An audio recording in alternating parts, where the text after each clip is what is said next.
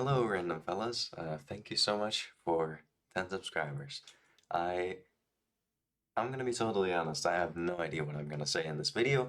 I usually play chess in my videos, right? So just talking directly into the camera and having to kind of yap is a bit difficult for me, but I just wanted to say very quickly, thank you so much. It really means a lot to me to have even just a small group of people be willing to, subscribe to my channel and know when I upload a video and watch my videos when they come out. Even if, maybe not all of my subscribers are doing it, even if I have just one person, one fan supporting me out there, I think it's really cool that somebody is willing to watch my videos. Um, so yeah, that's what I wanted to say. So let's get into some chess. Hello fellas, this is some 10 plus 0 for fun, so let's get right into it. I hope you like the overlay. I worked really hard on it. But I'm trying to improve the quality of my videos if I can, so yeah. Alright, we get the Queen's Gambit, the Slav. Whoa! This one. This one! Okay. So, what do I want to play here? First of all, there's a5, which looks to me to be incredibly strong. But I mean, I guess there's some take stuff there. I don't know. I mean, I feel like takes should be good. Something like takes and d5. Let's go back with a c1. Interesting. And yeah, should be a relatively solid position. I don't know if I should go f4 first or what's going on there, but I'm just gonna play knight f3. Play some simple, solid chess. Develop the pieces, put the bishop on like e3 somewhere. Should be also c2 or so. Yeah, and we're just gonna have to see where this position takes us. I'm gonna try and attack on the king side. He's gonna try and get some stuff on the other side of the board, and we're gonna have to see what happens. Bishop here looks logical, followed by like queen d2 and relatively natural position. Okay, goes h6. That I did not expect, I will admit. Should I go back? I mean, I think so. I wonder if he'll push d5. Wow. That is very bold, sir. I do admit. I'm pretty positive h4 is just crushing him. I am relatively positive. And you don't really have expansion on the queen side either. This just helps me. This is just gonna activate my pieces. So it's gonna be really, really hard for you to prove something here. Knight here.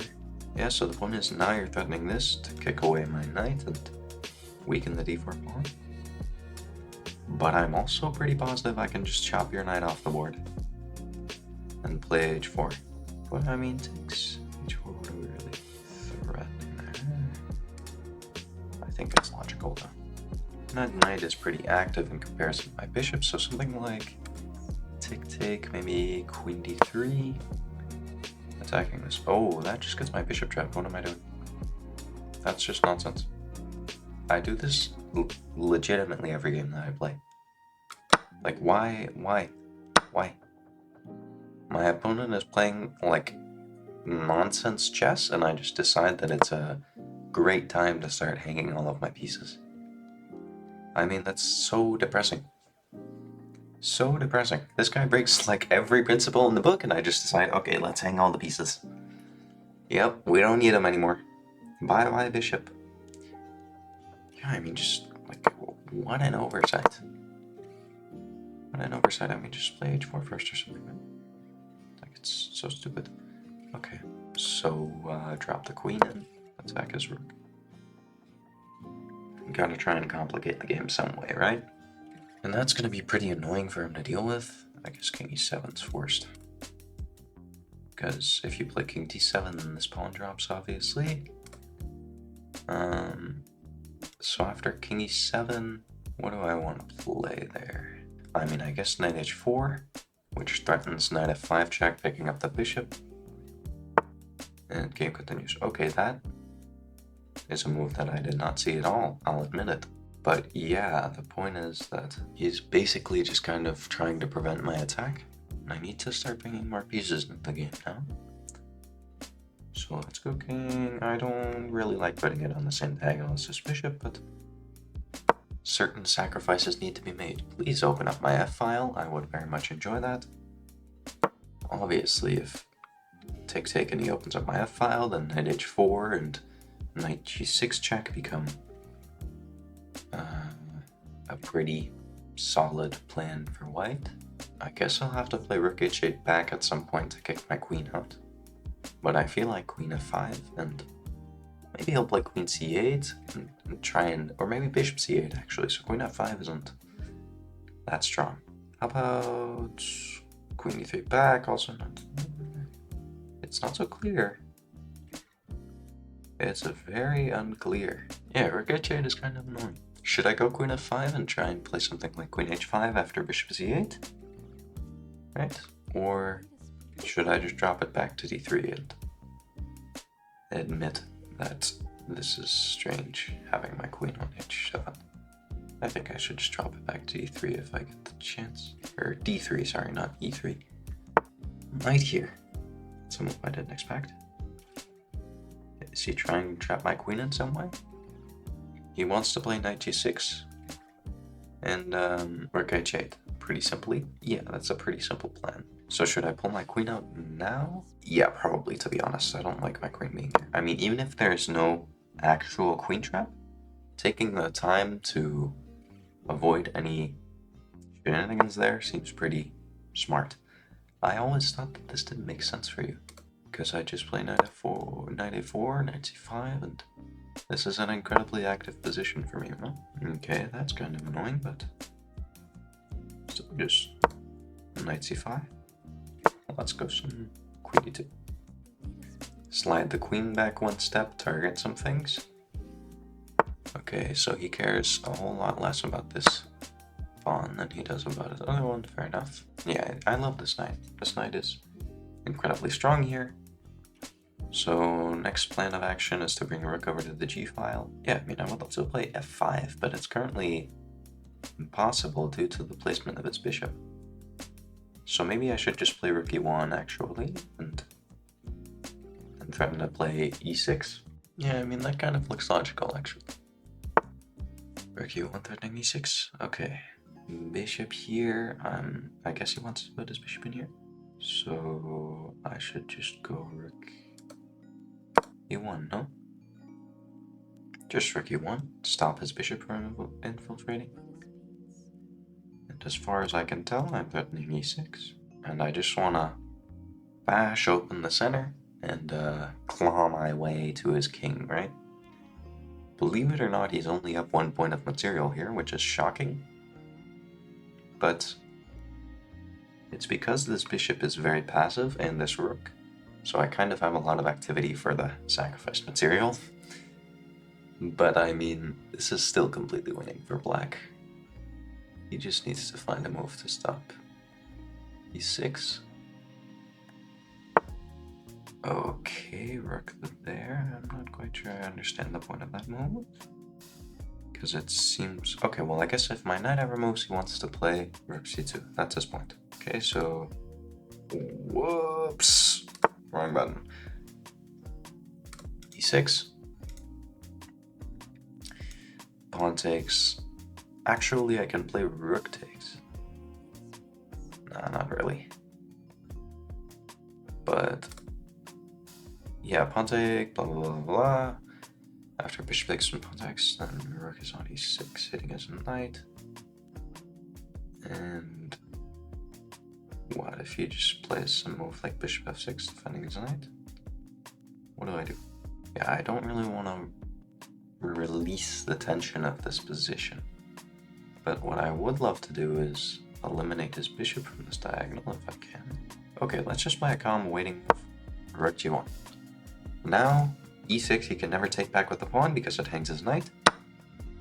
Whoa! I was not expecting that. I will completely admit.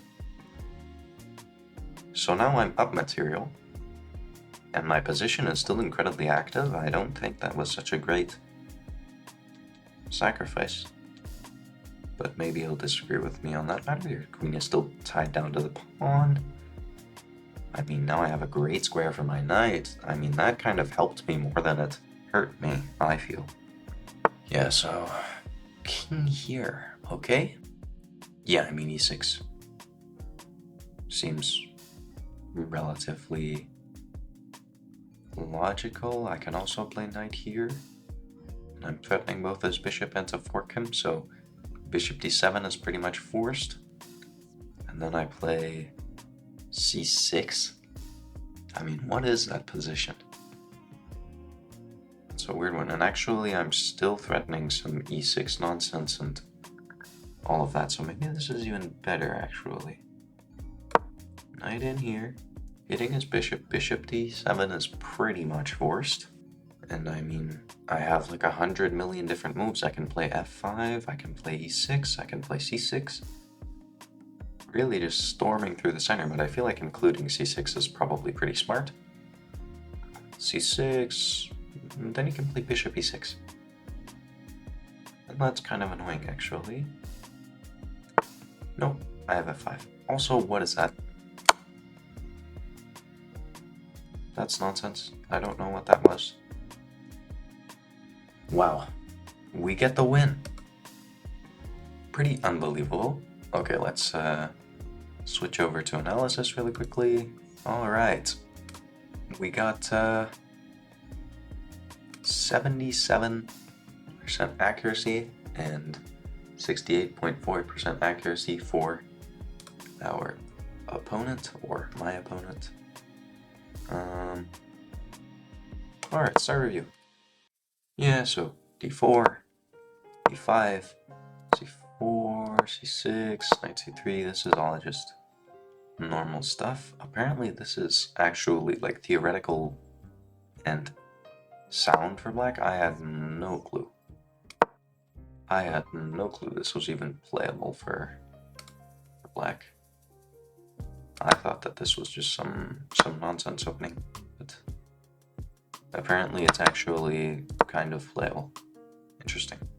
Yeah, I think I got it confused with, there's another one where it's like the triangle Slav or something, and this is supposedly not that great for black.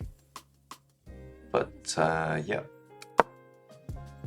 it's a bit difficult to differentiate. Alright, so he should have taken e4. I should have played knight f3 apparently. Yeah, I thought he would take back with the pawn, but yeah, e5 is just good, and this is just a great position for white. Should have played knight b5, getting my knight into d6. Ah, okay, I completely missed that. I'm gonna be totally honest. I completely missed this, even as an idea. But I should have taken his knight and castled. Wait. Is that not right? Why is the... Oh, okay, it's just not as great as supposedly said by Game Review. Just take castles, and apparently this is good. I mean, yeah, okay. So I went back, b5. I went bishop c2 instead of bishop b3 because bishop b3 I was a bit afraid of something like knight here, and I didn't want to lose my bishop pair because I thought that this would be good for him, bringing his knight in here. But the computer says it's complete and utter nonsense, which I don't understand. I feel like this is an improvement of the knight, but I guess the computer is just saying, okay, this knight doesn't actually really attack that much. It's only hitting the b2 pawn, and that's about it. And you can kick it out with b3 whenever you want, and it'll be forced to go back to some passive square, and it's just doing nothing there. So, yeah, a bit difficult to understand. Okay, bishop e7, and I castled, and it just says my position is really, really good. Should have played knight e2 instead. I should have brought the bishop back to d2. Apparently g5 is actually sound. I thought that this was nonsense, but apparently he's better here. Obviously queen d3 is just a blunder, but if I had played something like h4, it says to go f4, bishop back, and what? Take? No, just castle. Wow. Yeah. Okay, so apparently this was quite bad for me. g3, I just want to kind of put some pressure. Queen in was okay. King of fate was strange. He should have played knight e7. I was looking at king e7, but I also thought that this was... I don't know if I thought it was so strange. I know that king d7 is bad, obviously, because it drops a pawn. Or not. Apparently, you shouldn't even take this pawn. And it's not even due to the discovered attack.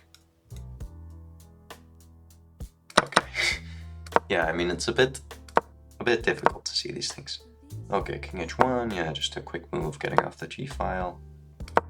Pulling the queen back, even though it's marked as an inaccuracy, I think that it's a relatively logical move, because I just want to make sure that my queen is never getting trapped, and I'm sparing myself, you know, the thought of needing to calculate whether or not my queen is getting trapped. Yeah, so I improved my knights. Queen d2 was apparently a mistake because of bishop here. Apparently this is really good for black. Okay, good to know. But I end up just winning a pawn. Rook e1 was apparently another mistake. Rook e1 was good. Yeah, and this sacrifice was just completely unnecessary. I mean, the thing is, there's like two types of chess players, okay? There's the people who, like, okay, it's kind of the more beginner mindset of a rook is worth more than a knight, or a rook is worth more than a bishop, so you never sacrifice the exchange. Or there's the complete opposite end of the spectrum, where they sack the exchange even when it's bad. Yeah, this is just nonsense. I mean, my knight was good, don't get me wrong, I was very proud of this knight. It's, you know, helping me push through e6 at some point and all this, but sacking the rook for it is really not that great. And knight here was good. Yeah, I looked at e6 briefly, but apparently d4, and it's not good at all. Yeah, I have no clue what he missed about this, but I thought bishop here, and then I was originally thinking of whether or not to include c6. But I did see, okay, I didn't actually say it, but I did see that after c6 he can't play bishop e6 because f5 forks him. But yeah, I was thinking like c6, okay, bishop there apparently. I thought like bishop c8, and apparently, oh, just f5, f4, and you're winning a piece. Okay. So yeah, this is just completely winning. Good to know. I did not see this far. But I guess it doesn't really matter if I had included c6 or not, right? I mean, just push and you're going to win a piece with f5, f6, no matter what. Yeah, pretty clean game. Thanks for watching. Remember to like, subscribe, and leave a comment down below. And thank you so much for 10 subscribers. Really means a lot to me. And I'll see you in the next one. Bye.